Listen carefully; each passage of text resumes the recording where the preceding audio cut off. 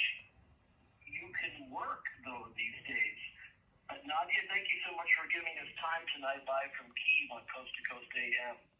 Hi, thank you so much for having me in your show. Hi, America. I miss America very much. Well, now, how often have you been here? Because your English is obviously excellent. Oh, thank you so much. Well, as you already said, I was a performer and athlete. I started my sport career at the age of 3, and I did perform as a gymnast in an Olympic team for many years. Like this year, actually, I will celebrate 30 years of me as an athlete. So in sport, I'm already 30 years. So I've been living like in Chicago, in Tennessee, did perform in Las Vegas, New York for like several years.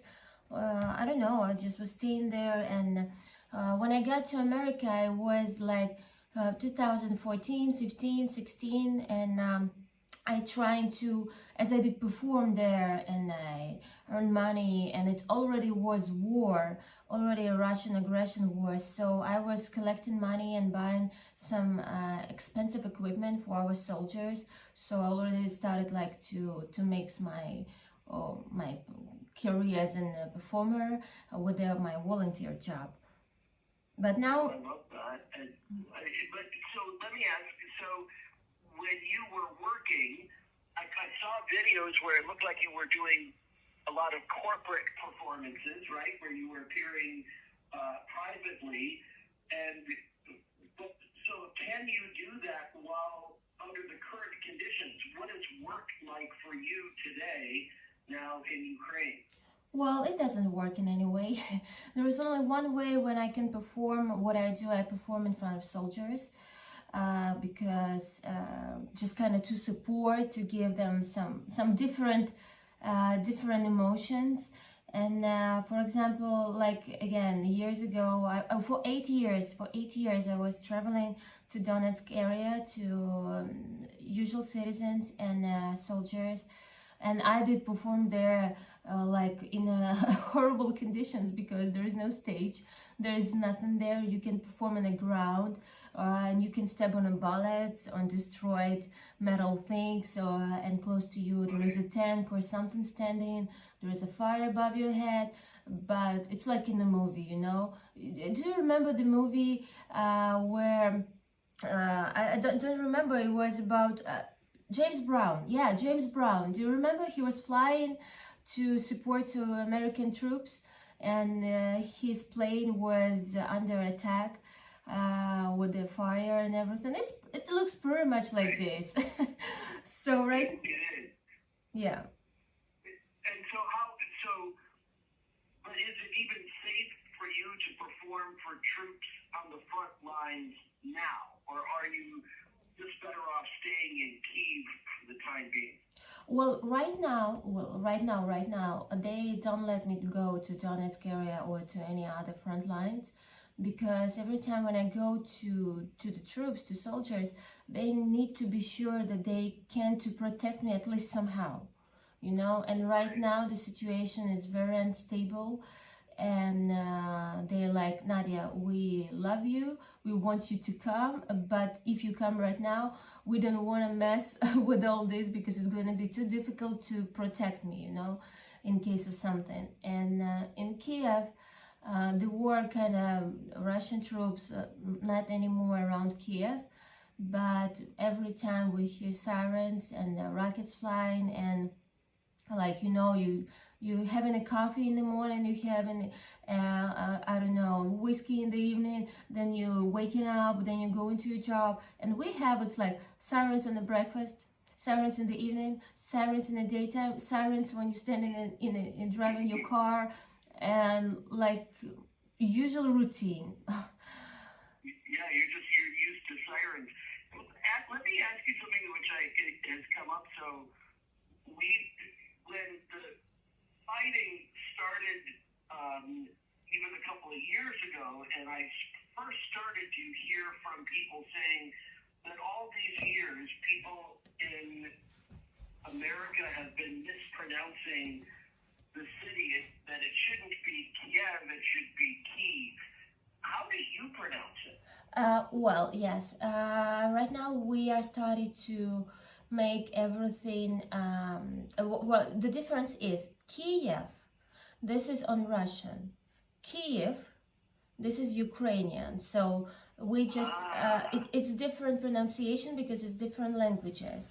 Well, so our original language is Ukrainian, but we also have Russian, because everything started, our history of Kiev and Russia started from Kievskaya Rus. It was such a big kind of country, Kievskaya Rus, so everything started from there.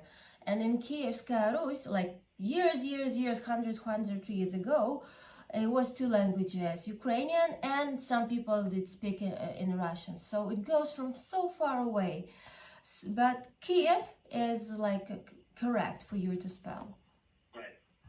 So, you know what's interesting about that though too is this was years ago that I was doing research on why it was that in the United States it was more commonly said the Ukraine as opposed to Ukraine. And what I learned was, and tell me if this is incorrect, is that the Ukraine refers to the borderlands for Russia, but every time we say the essentially we're associating it with Russia as opposed to dropping the word the and just saying Ukraine, because then that's its own country as opposed to just a part of Russia. Is that accurate? Yeah, you're right. Just Ukraine. So just Ukraine. Yeah. See, a lot of things you learn. Yeah. Even in Chicago, though, I would imagine, and there were many people. I knew Ukrainian Americans in Chicago, and I teach here at Kansas State University, and there are students from Ukraine here, and I think they still hear the Ukraine more often than they hear just Ukraine. So it may take a while before we drop that habit. Oh, yeah, but see, it takes time. And then, like years ago, well, before 2014, when Russia annexed Crimea, we didn't like it was not like a big deal. Okay, you spell it like that. Okay, not a problem, because we didn't have any big problems with Russia. But it was our mistake. As we see, it was our mistake. We should to be very, very attentive with all, from little things like this, which means a lot, as we see right now, to any others. That's very funny. I think that was great.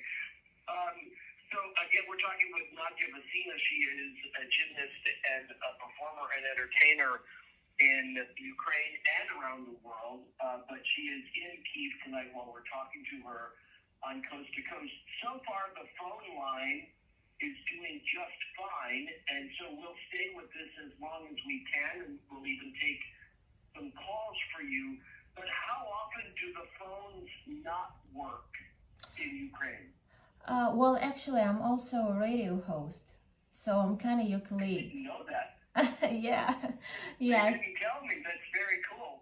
What do you do? What show do you host? Well, years ago I had a show with the politicians, with the government people.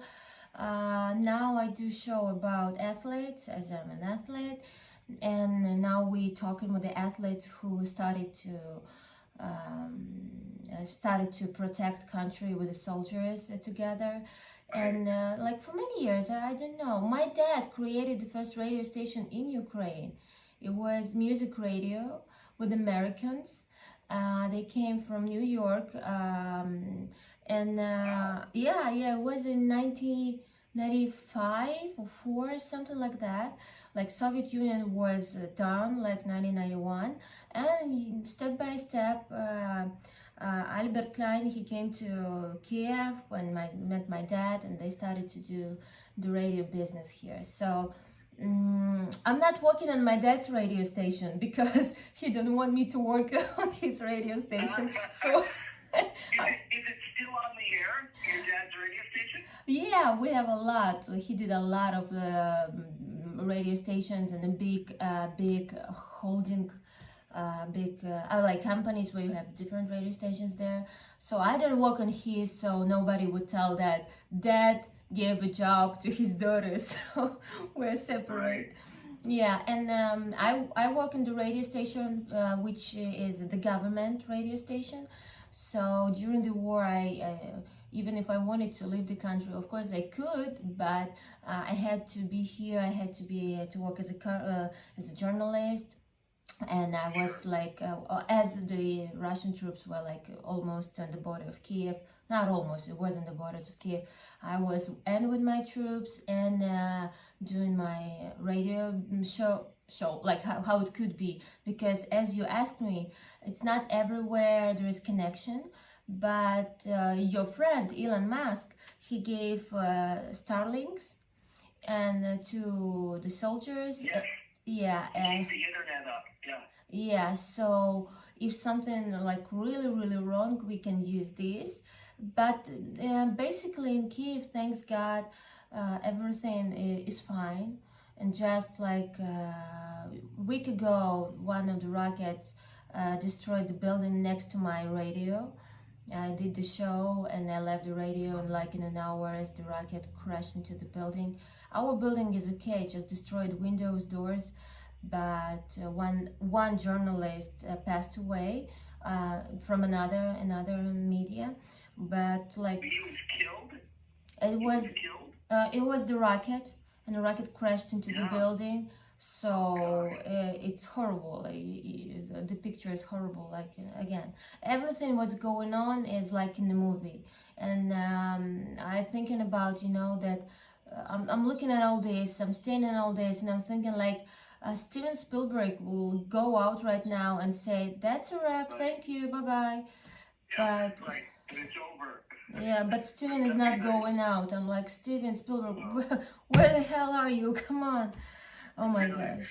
Where but now I looked at photos because I have been interested in teaching in Ukraine someday when they allow scholars back in to teach at, is it Shevchenko University?